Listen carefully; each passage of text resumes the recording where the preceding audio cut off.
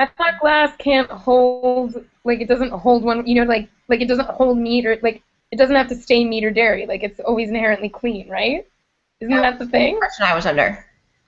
So, Yeah, and that the only measure was that if you could see through the glass, then we're good. so That's such what I is learned. You're ruining my such life. is the wonderful life of Sephardic Jews.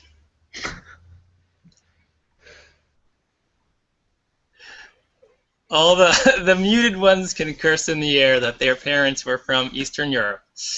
Can you help me out here? How is this? Is this not true about glass, or is it not true about Pyrex? So Ashkenazim in general don't use glass that is going to come in contact with heat interchangeably between the genders. So let me say that in a different way. So when one buys their plates, for example, or containers to make casseroles or things like that, they would be gendered dairy or meat.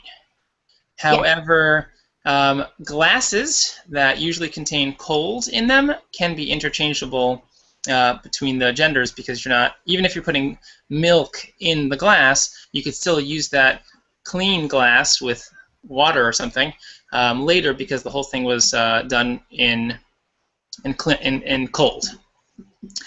This is a long way of saying the question presupposes the Sephardic approach, that glass can be used interchangeably for both genders, which is not the dominant Ashkenazi opinion out there. So we use, if you were to have a set of dairy, I mean, you guys are vegetarian, but let's say you were to have a set of dairy glass dishes, you would not be using that for meat. Hi. Does that just shock your world? Yes. I think we have a paper topic, folks. We have another paper. Okay, so Rabbi, just to clarify, glass dishes, like plates, if they were to be used with hot food, Are you talking as Ashkenazi Jew or Sephardic Jew? well, Ashkenaz first. So if you're Ashkenaz, your glass plates have to be meat or dairy. They're not good for both. Well, that's what we generally do. Now, listen, if I were to go eat at Gabe's house, or if I were to go eat at my cousin's house, who's Sephardic, I'm gonna eat off of their glass plates for whatever gender they are serving me. So I'm not saying that the opinion doesn't exist out there as a trustworthy one, but that's not the opinion of the Ashkenazi community. Now, fortunately, I see the freakouts going on, but fortunately, in the grand scheme of expenses, plates run relatively cheaply. We just bought a whole new Corelle set. Corelle, by the way, is something to get when you have kids. People think they're bad, but they don't break, and you can get them for really cheap, like $2 a plate or something like that. So it's Okay. I'm not telling you to throw out like your Tefillin set, This that you bought for $500. This is like just getting another set of plates for $30, which is a cost. Or you can use paper. And a good paper topic. I mean, you can use paper plates. Paper plates? My problem is actually baking supplies. I use a glass measuring cup and glass. Measuring cup. Slow down. Measuring cup. Does that come in contact with heat? I put it in the microwave to melt the butter. Foiled again. I have only ever. You don't have to. 1 second. Time out.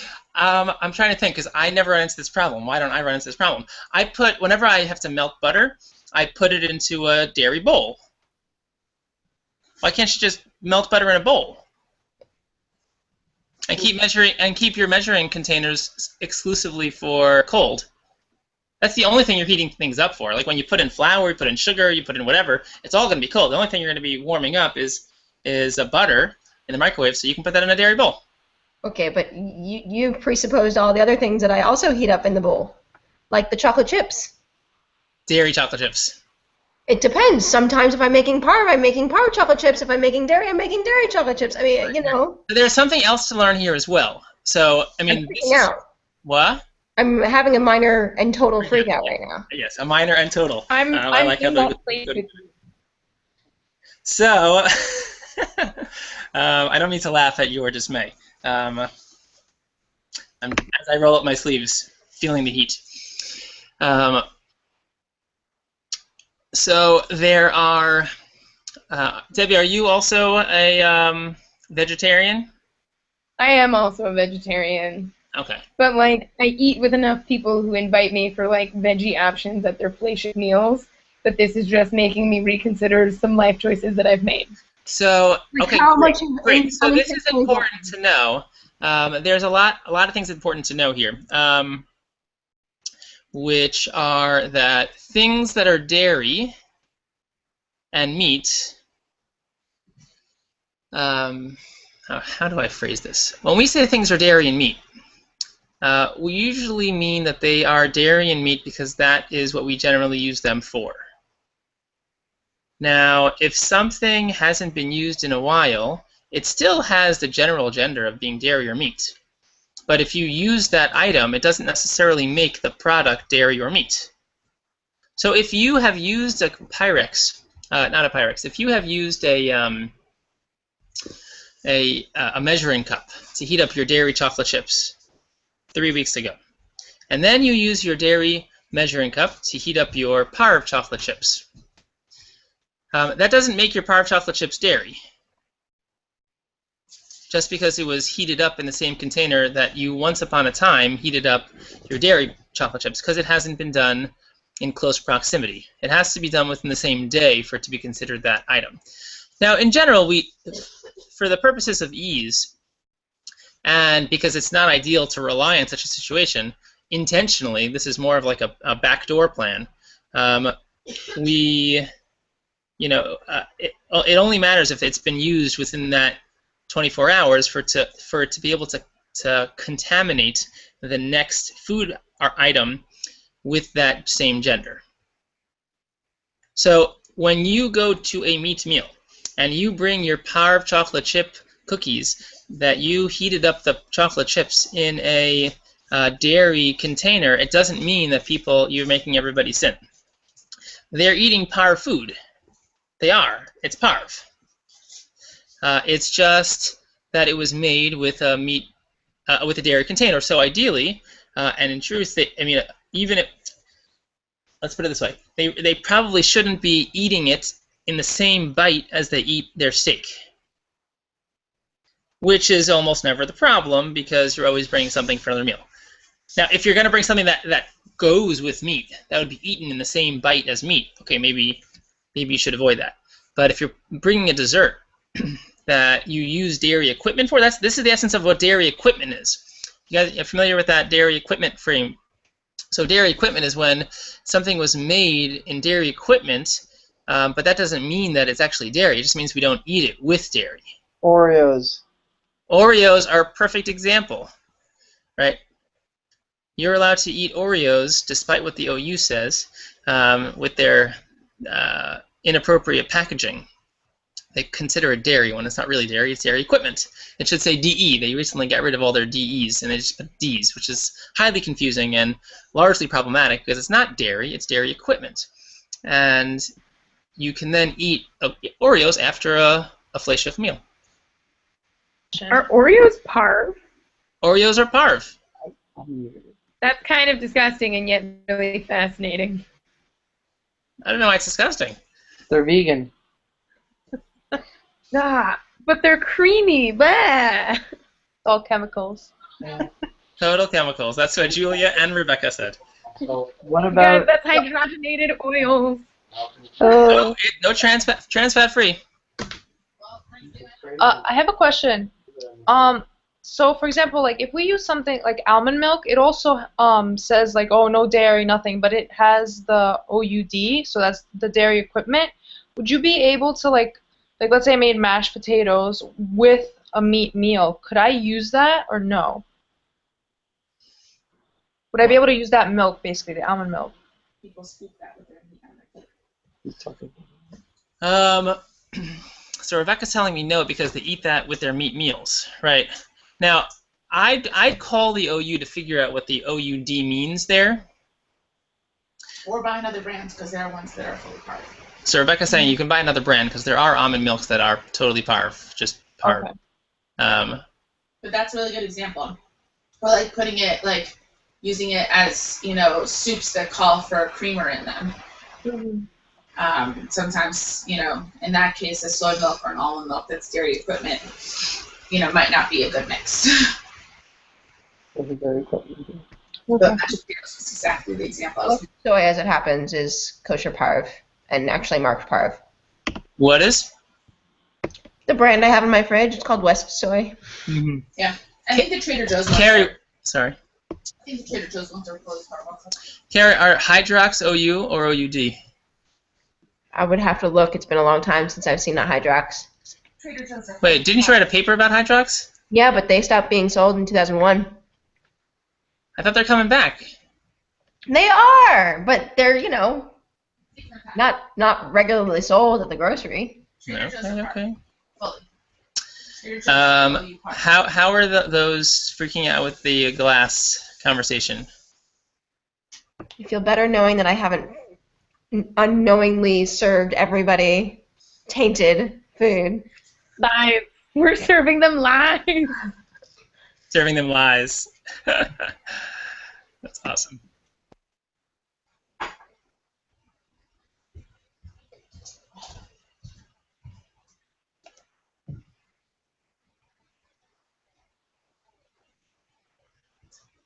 You could kosher your glass, by the way. As long as it's not for Pesach, glass is kosherable.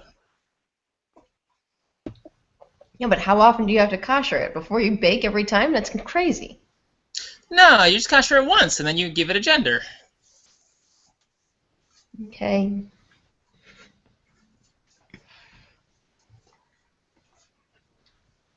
There are three. I mean, listen, Judaism is well ahead of its time. There are three genders in the food category: dairy, meat, and parv. And that makes an insane kitchen. Nobody has enough cabinet space for that. No. Yeah, no. You only need you don't need three of everything. You don't need three three plates, three sets of plates, three sets of cutlery. You don't need that. You just whatever because there are things that you're going to use that are only and exclusively parv. For example, knives to cut vegetables and cutting boards. You will never need those good knives to cut anything else. So you need a little bit of you need a cheese knife, you need a steak knife, fine. But generally speaking, you can get your good knives and good cutting boards to be totally parv, and you can use it all the time and never run into any problems with cutting onions. Likewise, with measuring cups, you use parv stuff. All that stuff can be totally parv because it's never coming in contact with heat, except for when you need to heat something up, which is then you heat something up in a dairy bowl. So there are things you can exclusively use as dairy, parv, or meat, and not have to have three of everything. Okay, wait. Interjection just a second. So does that mean if I heat something up in a dairy bowl and then I pour it into, say, we have a glass for our stand mixer and different attachments for the attaching part? Like KitchenAid thing? Yeah. So if I pour the melted butter or the tempered chocolate chips into the glass mixing bowl, is it because it's heated? So we have two. We have two. We have a parv one and a dairy one. And a parv, what are those called? Handle, Yeah. what? The attachments. The The attachments separate, I'm cool with, but the bowl itself. Okay. I have a question. Wait, you guys are vegetarian? Karen? Yes? Yes. But you're serving meat. No, we don't serve meat. We bring things to meals where other where meat is being served. Ah, Got okay. it. Because we don't eat meat in the house in our apartment, and so I need Rabbi to clarify because now this is all kind of I guess you run into the issue if we're bringing things to other people's house, which I guess we don't usually. we don't do that. But I mean we're nice people, but we don't do that. For that reason. Too scary. Why don't we just get Parv babka at Trader Joe's and call it good? Exactly. Exactly. Amazing. All right. So, but if we don't eat meat Not in the the house, same. then we don't need to Not really the worry about it. same. Parv babka. I mean, Trader Joe's babka is better than a lot of Williamsburg bakeries. I just gotta say. Trader Joe's everything's pretty good. Now this is getting weird and blasphemous, and I just can't. Because in New York City, it's Ostrovitsky's or it's not, and just stop. Oh, Ostrovitsky's. Okay, well, Ostrovitsky's happens to be amazing. Also When do you get to go to relevant class, though? to this, you guys, I feel really obligated to tell everybody that my OkCupid name is First Comes Babka. Oh, that's kind of cute. That's my commitment to this baking. We believe you. I vote for Debbie. Right, unrelated. First comes babka. Thank you. If I was trying to date you, high five!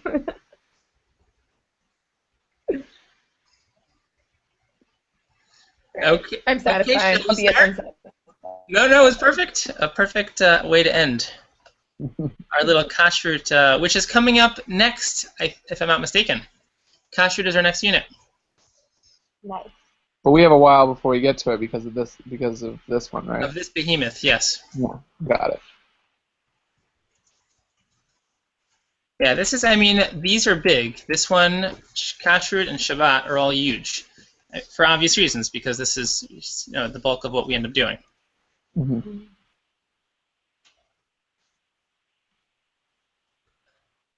Shall we continue?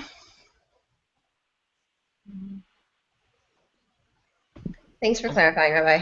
I apologize formally to all who had to suffer through that. No, it looks like it was a relevant question for more than one person. In fact, for everybody almost. Okay, so where did we leave off? How often must they be worn? I think we're up to question number 13. This is not.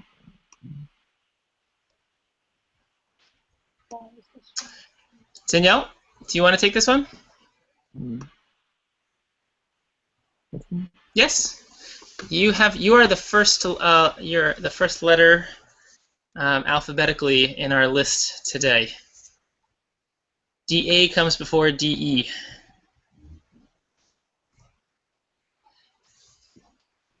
Okay, can you hear me? Oh yes. Oh, you're accompanied. It's Danielle +1 tonight. Nice. Hello. Great. Good to see you. He's been walking around the room a little thin, listening. Why is the Shema such an important prayer? Please recite the first two lines of the Shema. So Shema Yisrael Adonai Eloheinu Adonai Echad. The first two lines. Well, I guess that's just the whole thing. I just kind of rambled. And why is it important? Well, that's the first line. Do you remember the second line? Shema Israel.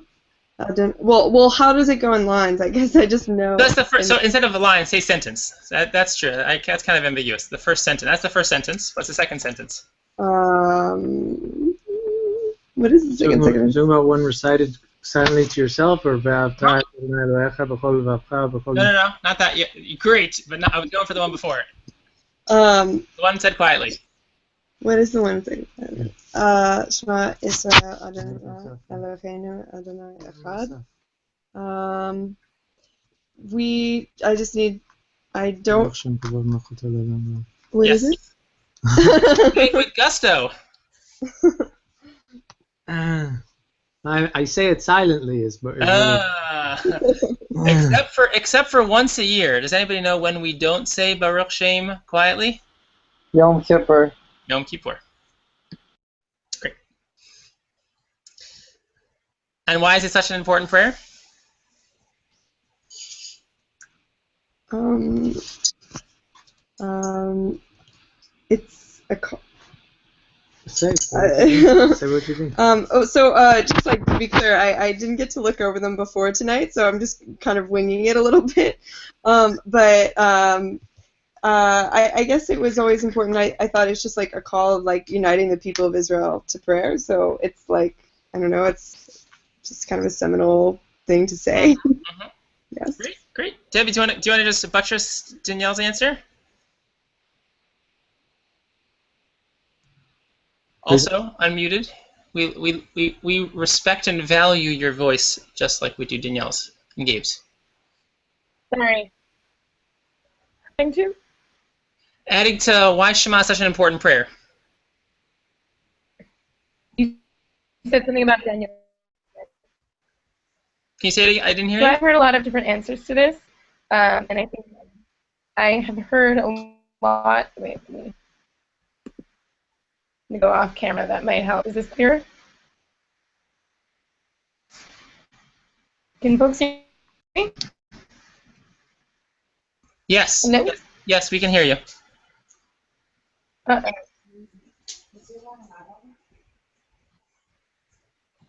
Question. Debbie? I'd say two that.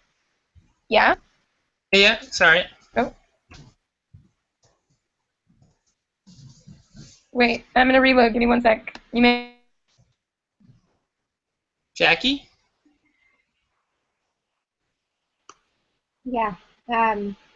Well, the oldest prayer and the greatest, and its opening line is, I guess this is more just background and supporting the fact that it's the greatest prayer, but its opening line is among the first words taught to a Jewish child and among the last words spoken by those who are on their deathbeds, or who went to their deaths because of their religion.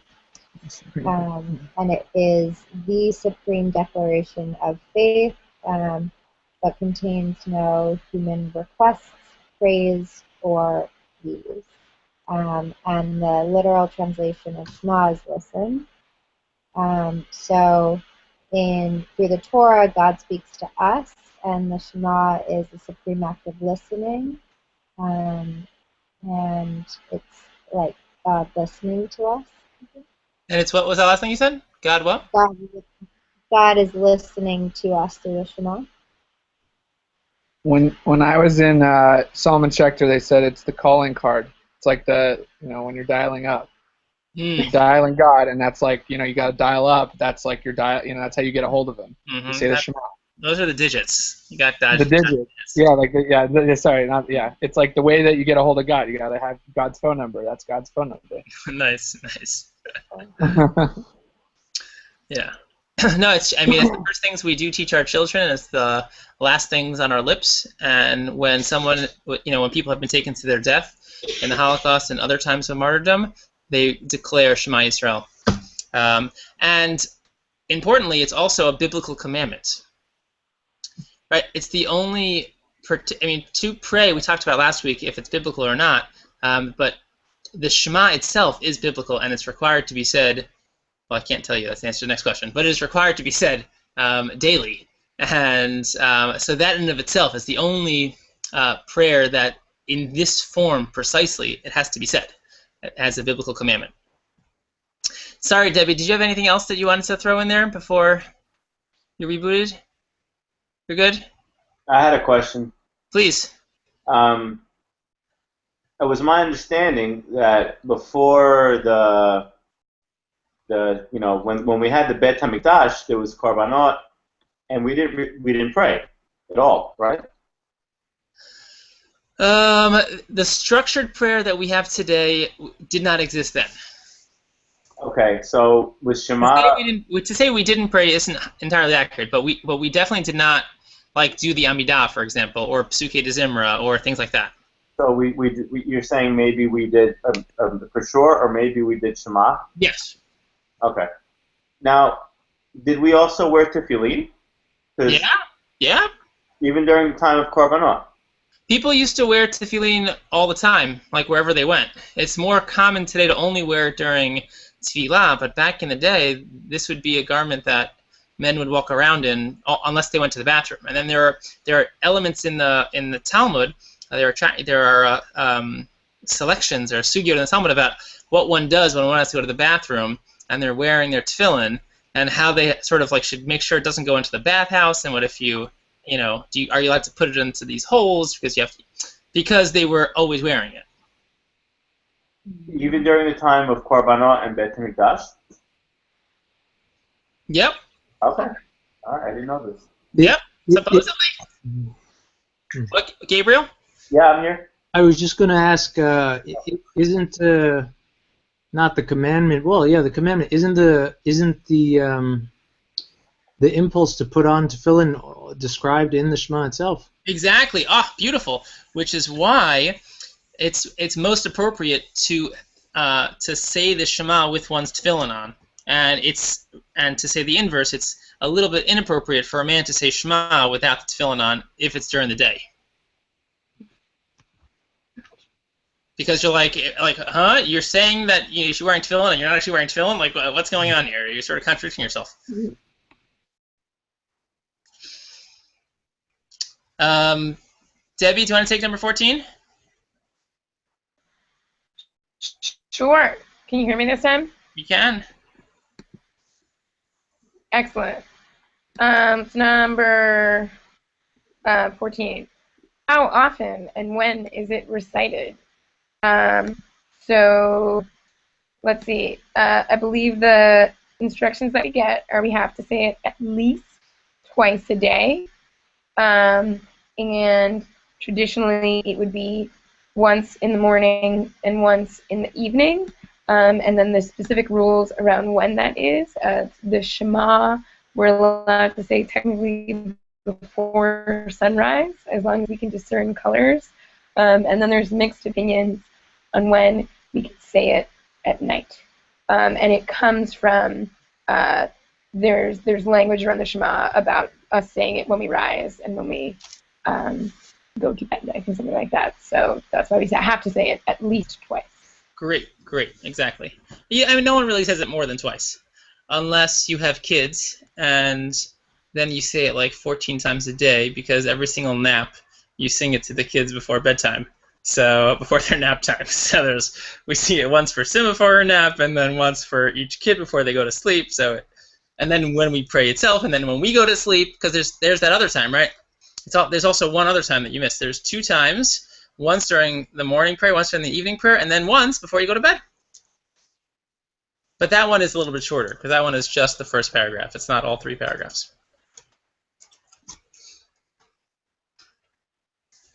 Eitan. Rabbi, I have a question about that, actually. Please. Kriyat Shema Mitzvah, it's like when you're going to sleep. Which means Shema said on the bed, right? Before going to bed, yeah. Whenever I've said it, I just say the first 2, like the first paragraph, Shema, and the first paragraph. But when I've looked it up in the Siddur, it's really long. Yeah, so they throw in a lot of extra stuff to say. Do I have anything in here about going to sleep? Anyone do this whole unit? No? No one knows? No one's done the whole unit yet? That's okay. If you don't have to do you don't have to have done the whole unit at the rate we're going. It's totally normal. So the only things that we really need to say are the Shema and Hamapil. It's a bracha before going to sleep. Everything else is nice to say. And listen, if you're not a good sleeper and you have a hard time falling asleep, so you should. Might be something to consider adding to your repertoire. There's nothing like reading hard Hebrew that can help you fall asleep. A friend of mine, this reminds me, a friend of mine in yeshiva, I was learning in yeshiva in Israel, which is very common, after high school. A lot of the high school teenagers, men and women, boys and girls, go to Israel to learn in a year. Not everybody, but many do, within the modern Orthodox community. And so I was paired up with a very good friend of mine, and he was like an insomniac. He would stay up super late, and then he would constantly fall asleep during shir. We talked about what shir is, right? During learning, like during the class that was given in the morning the next day. And he would complain because he'd have such a hard time falling asleep. I said to him, you know what you should do? What always puts you to bed is learning Gemara. So you should just bring a Gemara into your bed, start learning Gemara. I guarantee you'll be asleep in 5 minutes. That's what happens in the morning. Did you never take my advice? I don't know why. I thought it was good work. Okay, number 15, Eitan. Did you get this? Did you answer this one already? No, not yet. Okay. Which bodily gestures are made when saying the entire Shema? 3 answers, 2 of which only men do. So everybody covers their eyes with the right hand when saying Shema. And then when they say the first line. And then the men touch the hand, the tefillin hand, touch the head tefillin, and then they transfer the tzitzit from the right hand and kiss it. Right, whenever it says tzitzit, they kiss it, and not just the head, we also touch the arm when we talk about the arm. Yeah, the hand. Wait. Yeah. Hand tefillin. Wait, but hand, head, I guess hand, arm, head, and then. Hand, mouth, head, mouth. We usually kiss it when we touch it, but we don't have to. Yeah. Why do we cover our eyes in the first place? To avoid distraction? Mm-hmm. We're doing a biblical commandment. We want to totally focus in on it. I remember in 3rd grade, I have this image of being in 3rd grade. This is taking me back. I'm telling all these childhood stories. I don't usually do that. In which I was in Rabbi Teichmann's class,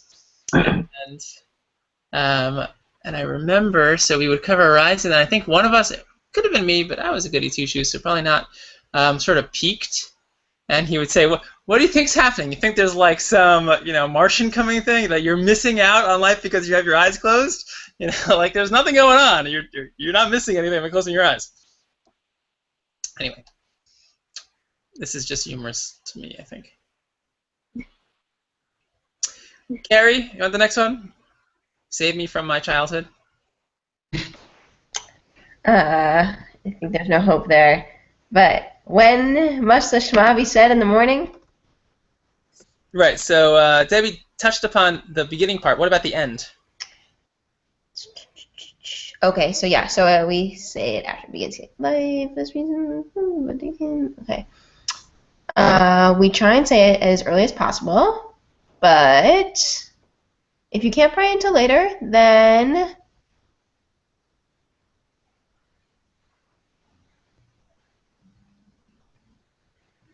I don't seem to have a late, that you say it, before you drink your morning tea or coffee, but I don't have a latest in the day.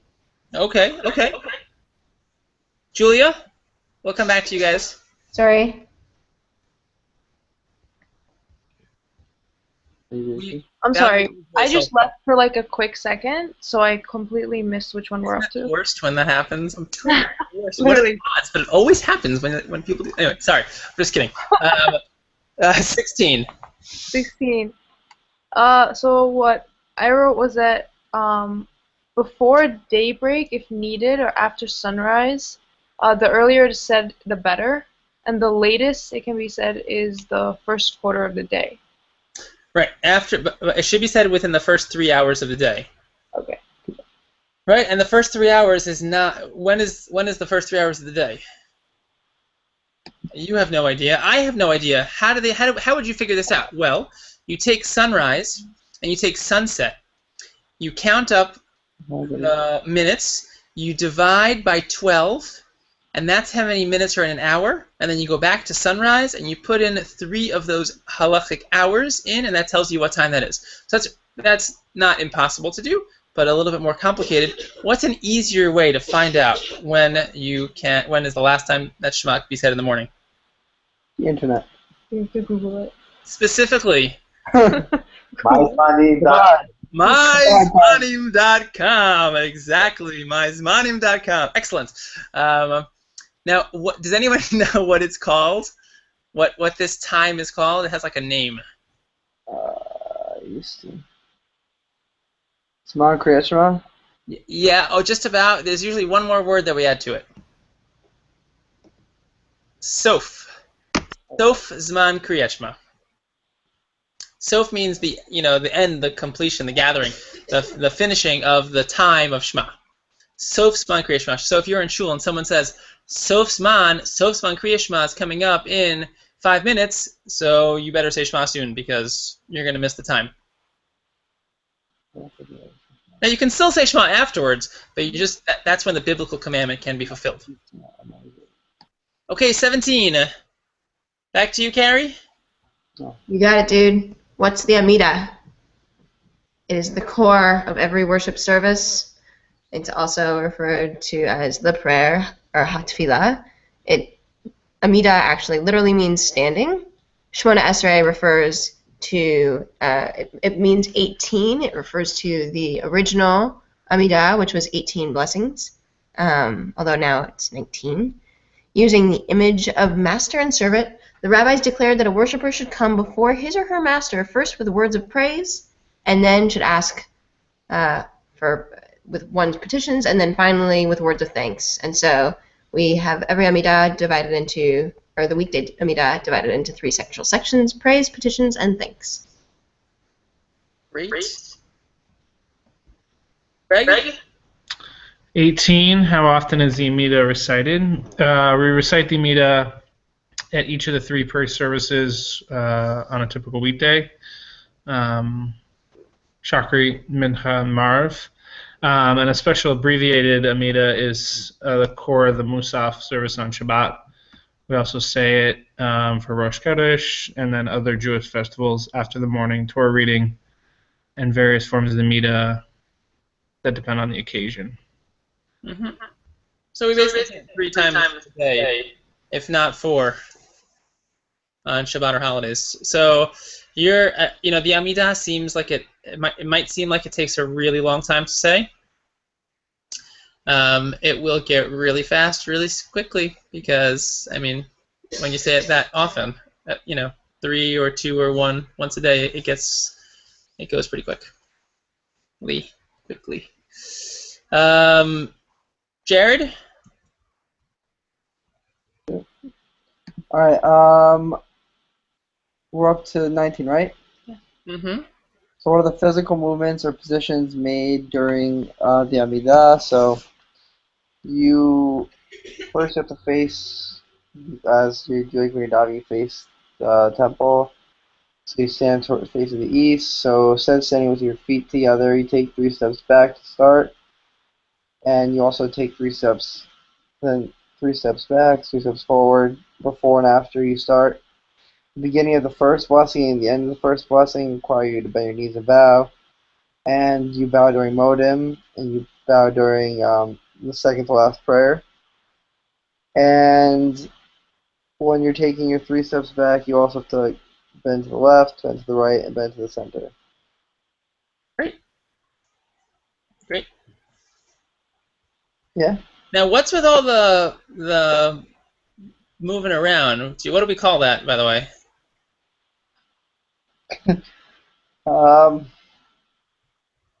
Where's our Yiddishist when we need it? Yeah.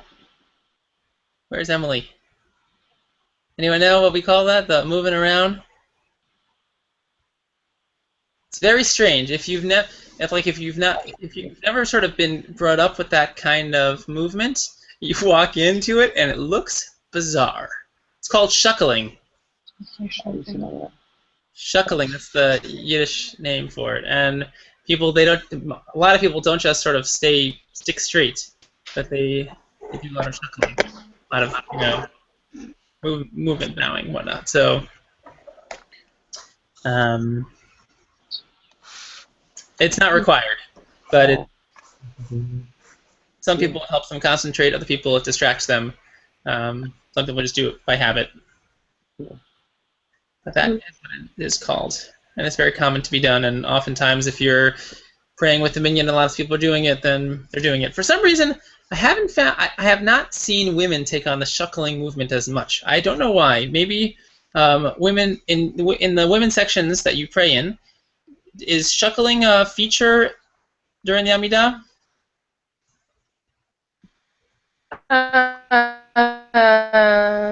In my limited experience, it's like, if there's people who do it, it's never quite the same way. Like, because when I think of shuckling, I think of being in like Chabad spaces, and it's like, oh my, like the very intense. Like I've seen women in similar spaces do kind of like a much more reserved version.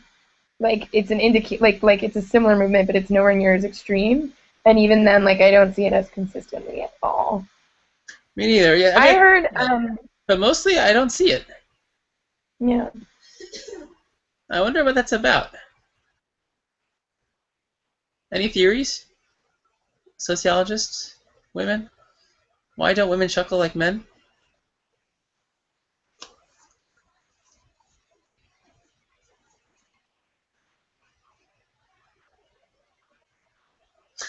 It's not a problem, it just is. Both are totally fine. Just curious. I wonder if there's something to be said for, like, if you were generally raised in a culture where you weren't, not to say you weren't invested in davening, but, like, if you weren't a central part of it, or there was no expectation of your, like, necessarily following along and stuff, like, maybe these, like, you know, like, the choreography would be less of, like, an element you'd be invested. Could be. I also feel like I see less, like, you know, there are, like, men who will, like, stand up during certain parts of, like, any prayer service, as in, like, for the Chetzi Kaddish, or, like, for, like, I have friends who, like, stand up during the repetition of the Amidah, for bowing during Modim, during the repetition, you know, things like that, and I feel like I always see that more often in men than in women also. So that could be, well, I think that could be related to what you said in terms of, but rooted in education. Because all those things, they're customary. All the things that you talked about, how men some people have customs to do that, and I don't mean like because their dad did it. I mean because, like, the halachic books bring it down as something that is encouraged to do. So it could be that as a community we haven't spent enough time educating our women these physical movements that happen in shul. Yeah, for various reasons that are problematic. And therefore, there is a discrepancy between what women know what to do in shul. I mean, sometimes it shocks me in light of this, like, you know, it's not in the Greenpoint shul necessarily, because, you know, but like when I go to your standard modern Orthodox shuls every now and then, and I see like women schmoozing during kedusha, like men are just as good schmoozers as women. Like they during davening, they certainly will talk. You know, there are plenty, but it's rare to find men talking during kedusha in some synagogues where their spouses, who are equally knowledgeable in theory, but do the talking, which is very strange, because that's like a time where we really, really don't talk. But I guess we've never, as a community, educated our women about that, which is a big, a failing of the community. I have something to add. I don't know if it's... my understanding was initially shuckling was sort of controversial, that when you're standing before HaKadosh Baruch Hu and you're in fear, that excessive shuckling, excessive movement, some kind of might have been disrespectful initially. You know, there was this whole, like, and I don't know that... it seems to me, I mean, I can't speak from the female perspective, but it seems to me that a supportive stance, at least one that doesn't have any controversy in its tradition and the way it developed, might have been a more prudent choice. No, certainly, I'm not arguing that women should start shuckling. I'm just wondering why they don't, since it's so pervasive on the men's side. Yeah. In many communities. But you're right. I mean, there are those who lambast it because it's distracting, and they think that if you're really going into a contemplative, meditative state, like if you go to any yogi, okay, you say, okay, how do I clear my mind and totally focus on what I want to focus on? They will not say to shuckle. Right. They won't. They're not going to say to shuckle. That's just not what they're going to do. So they're going to say, be focused, sit comfortably, whatever they're going to say, because I don't know anything about yogis. But whatever they would say, and it wouldn't be shuckling. It would more likely be a stoic, straight, if you're going to stand, because that's what we do. But yeah. Yeah. I've heard on the flip side, in a positive element for the shuckling, is that it's sort of like the flame. We're all flames, and if you ever look at a flame, it flickers. So that's who we are. Anyway. Just as a humorous note, I'll say I got a friend who teaches some of the more religious factions about presentation and public speaking, and she's got to reverse the tendency and get them to stand straight and make eye contact and not whenever speaking in general, they can't get rid of it. It is so true. So true. That's why I love podiums. Sure. I get to hold at least one hand so I don't move. Yeah. Totally can speak to that. Thank you for that. Okay, let's roll along. Did you say how many times we bow, Jared? He also left for now, but oh, he's coming back. But he did say. I knew it. He's coming back. He's coming back. But he did say that. He did say. It was not intentional. Not intentional. I knew this would happen. It was not a conscious. It was not conscious. I can't tell you that it wasn't. You're gonna say I'm bailing and.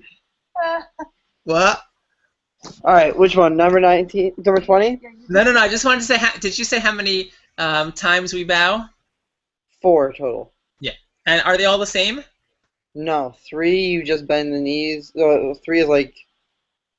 Oh, I remember what it takes. It was like the first you bend your knees, you bow, then you stand up, and then modem you don't have to bend your knees, you just bow. Right, exactly. So the first 2 and what we'll get to them when we get there, but the 1, 2, and 4 you bend your knees and you bow, and then you slide back up as a snake, and modem you just bow and slide back up as a snake. Okay, Misato, let's go back to you. I know you guys changed usernames, so that means you changed the order in which you are on my listing, which is kind of humorous. Can you hear us all right? We could hear you perfectly. Okay. Number 20. When must the morning Amida be said? After Shema? Yes. Yes. I did not mean that at all, but you are totally correct. You mean like in terms of until what time can it be said? Yeah, time-wise. I was thinking time-wise. Oh.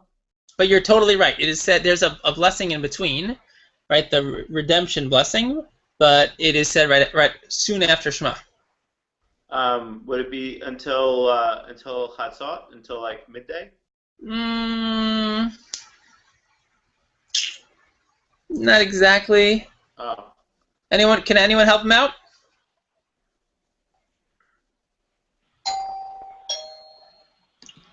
I got that it's said at or after sunrise, at the latest the first third of the day. Until after. Oh, I'm sorry. Say that again. It said before sunrise. Sorry. Yeah. It said at. It's best to be said at sunrise, of course, but it can be said before sunrise when it starts to get, at dawn, or soon after dawn, after the Shema. After sunrise, or at the latest the first third of the day. The first third of the day. So that's how many hours in? Good question. The first 4 hours? Exactly. So you do the same math. You calculate what time sunrise is and what time sunset is. You add up all those minutes in between. You divide by 12. You add up to 4. Or, alternatively, much easier, you go to MyZmanim.com. MyZmanim.com, and you look for Sof. This one is called Sof Zman Tefillah, right? Not Sof Zman Kriyat Shema, Sof Zman Tefillah. The last time to say the Tefillah, the Amidah.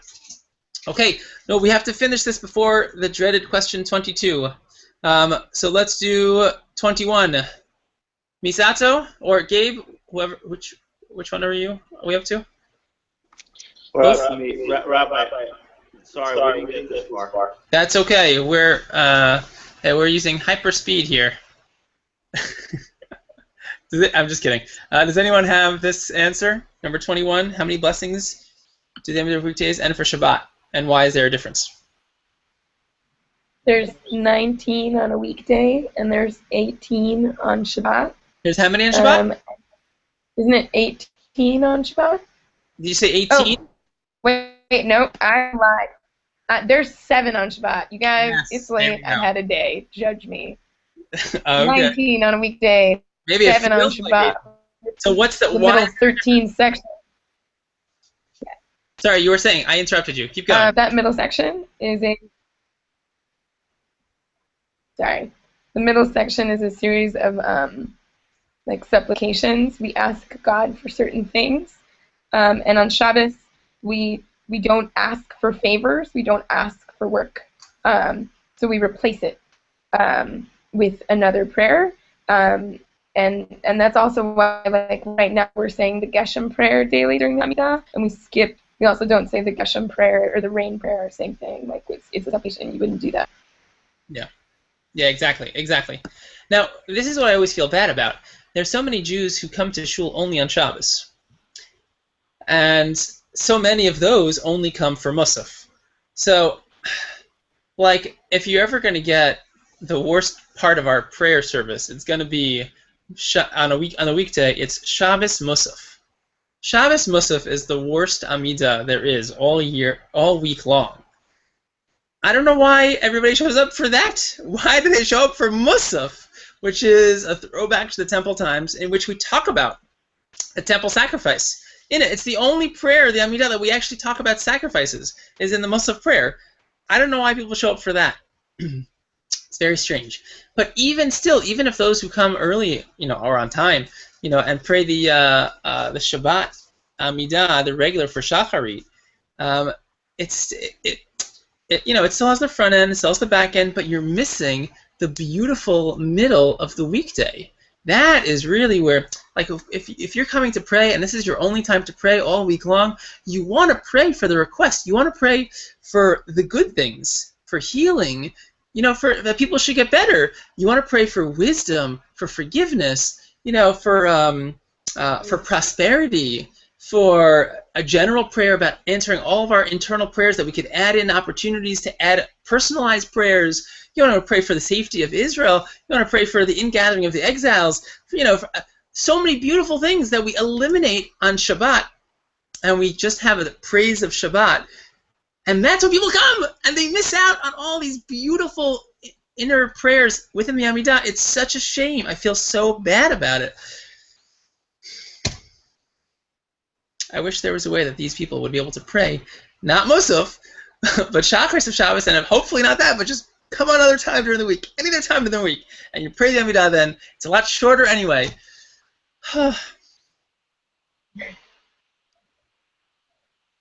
Okay. Public service announcement? What? Public service announcement?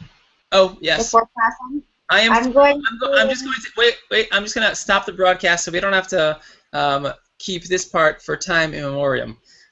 We can stop the broadcast.